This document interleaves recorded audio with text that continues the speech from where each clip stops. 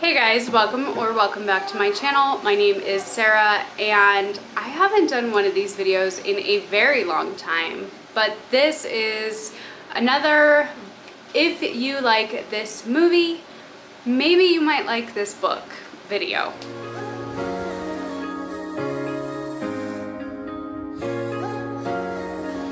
So if you don't know, along with the whole lot of books that I read, we watch a whole lot of movies in this house. Some of our favorites are the original Alien movies. We like Deadpool, we like Venom, we like The Fifth Element, we like Total Recall, like any of the old Arnold Schwarzenegger movies, not the new Total Recall. We like a lot of movies.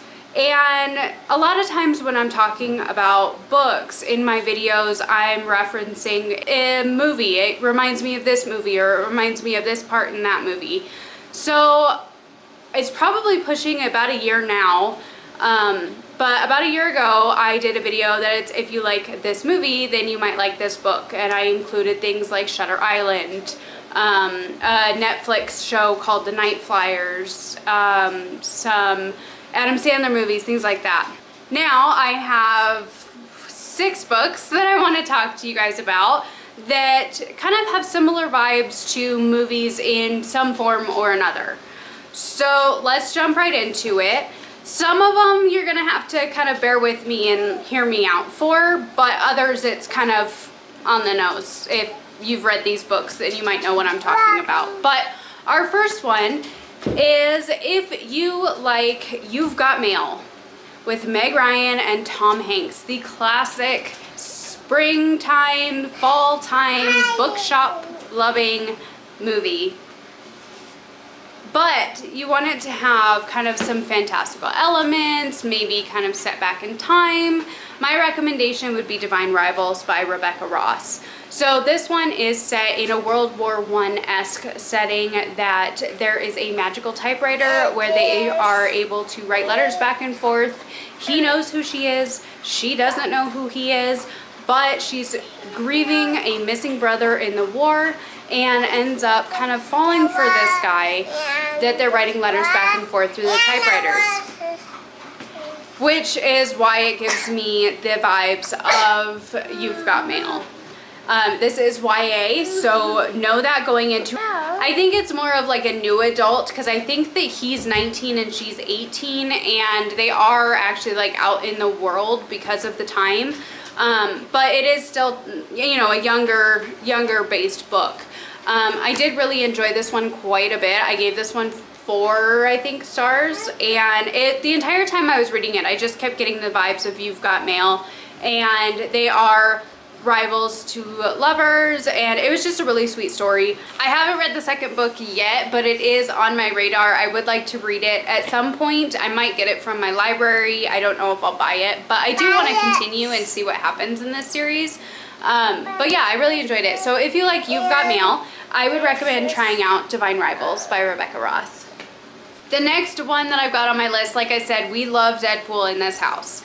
And the reason that we love Deadpool so much is Ryan Reynolds has this sense of humor that's just a little bit on the raunchy side. It's a little bit obnoxious, but it's funny. At least we think so. We think it's funny. And so Ryan Reynolds is one of our favorite actors. Deadpool is one of our favorite shows to watch. And there's a book that kind of reminded me of Deadpool for the humor. The dry, sarcastic, a little obnoxious humor that's a little bit sexual at times, and it's just a good time.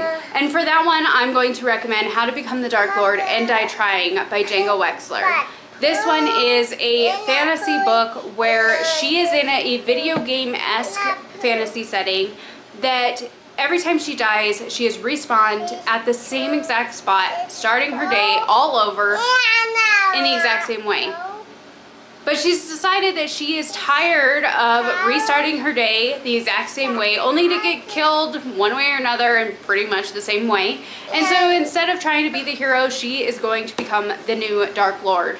And this is such a great time. I had so much fun with this book. I have the second book in the other room to read, and I'm really excited to pick it up. but this one has hilarious footnotes. This book had me cracking up like crazy. My husband would be reading next to me and I would start laughing at this book and he thought I was crazy, I swear to God.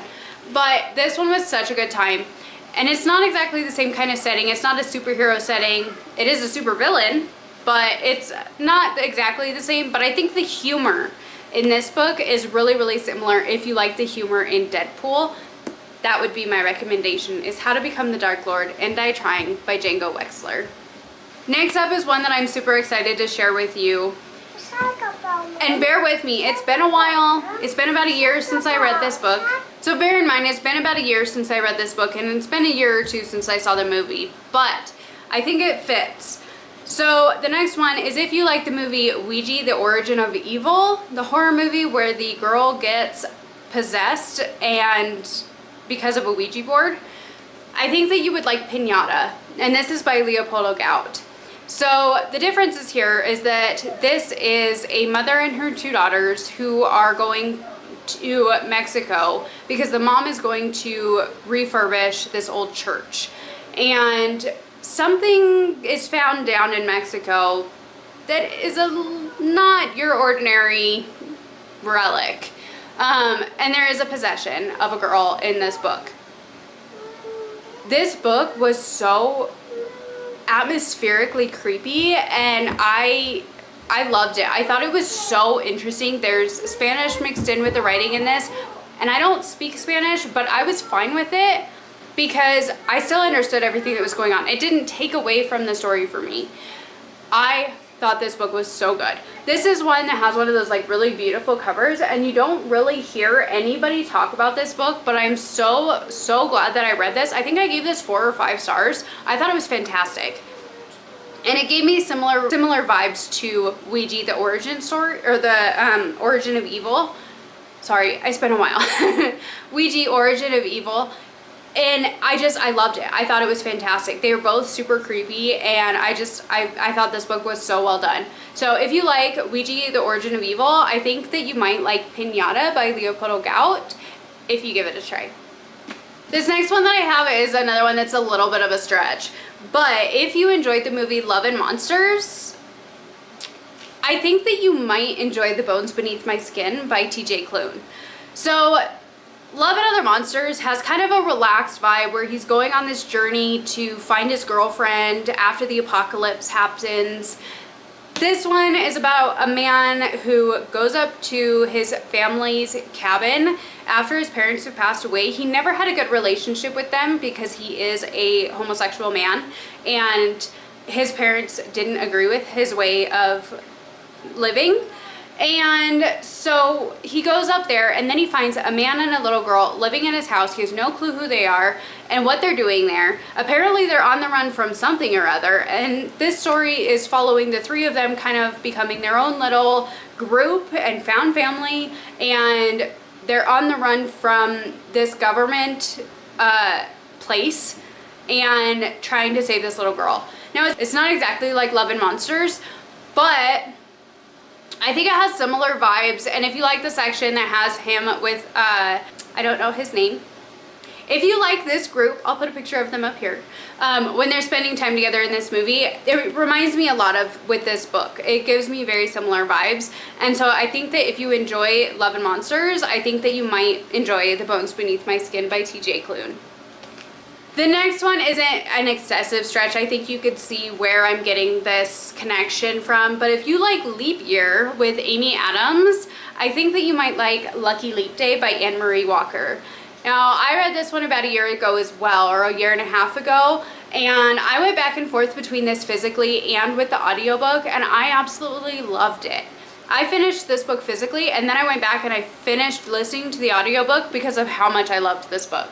So this one is, well, I guess technically the movie is Amy Adams is going to go to Ireland in order to propose to her boyfriend on Leap Day because he hasn't asked her to marry him yet. And the whole thing goes awry, and they end up on this crazy road trip to try and get to him. And it's just a great time. This book is that she goes to Ireland for something or other.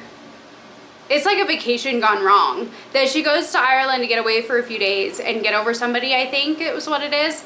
And she ends up getting drunk, getting married, wakes up the next day because she had proposed to this guy on leap day, and then they got married by, like, at a bar. And they wake up the next day to find out that they're married, and now they have to deal with the fact that they have no clue who, they don't know each other at all, and now they're married. And this is such a great story. This one is so much fun. The relationship is so sweet. I tabbed the crap out of it when I read it. I don't know how well you could see that, but I tabbed the crap out of this when I read it, and I loved it. I thought it was such a sweet story. It's so much fun. He's a musician, and she works in movies in California. And it's such a sweet story, and I had such a good time with this book, and it totally reminded me of leap year when I was reading this. All right, and last but not least, this is another one that I'm really excited about, the connection between it, because it's not a show that everybody has seen. So my thing is if you liked the Lizzie Borden Chronicles with Christina Ricci, that little mini series, if you liked that show, I think you should try The Only One Left by Riley Sager. This book is so Lizzie Borden-esque that it's just fantastic. It instantly caught my attention for that fact. The rhyme for Lizzie Borden killed her father with an axe, that rhyme, it has something similar in here. It says at 17, Lenora Hope hung her sister with a rope, stabbed her father with a knife, took her mother's happy life. It wasn't me, Lenora said, but she's the only one not dead. So if that doesn't scream Lizzie Borden to you, then I don't know what will, because it did to me. Totally reminded me of the rhyme for Lizzie Borden. This book is about a woman who is in her 70s, I believe. Okay, so this one is about a woman who back in the like 20s or 30s is accused of killing her entire family and getting away with it because they have no proof. And then 60 years later, she opens up her home to an in-home nurse, and because she is I don't know what the word is. She had a stroke and she only has the movement in one hand to be able to like write or type or whatever. And she tells her in-home nurse, I want to tell you what really happened 60 years ago with my family in this house. And she starts typing out her story, and then things go haywire from there.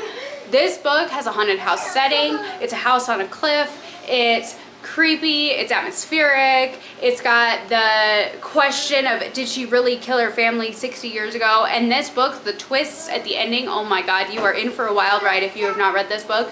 It will blow you away. If you can predict 3 things that happen at the end of this book, there's another 6 you didn't even think of.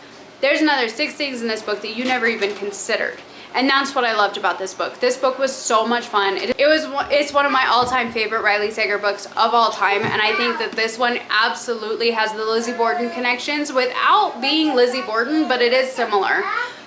So, if you enjoyed the Lizzie Borden Chronicles, I absolutely think that you should try out The Only One Left by Riley Sager. Alright, you guys, so that is it. These are the 6 books that I think that if you enjoy these movies, I think that you might enjoy these books.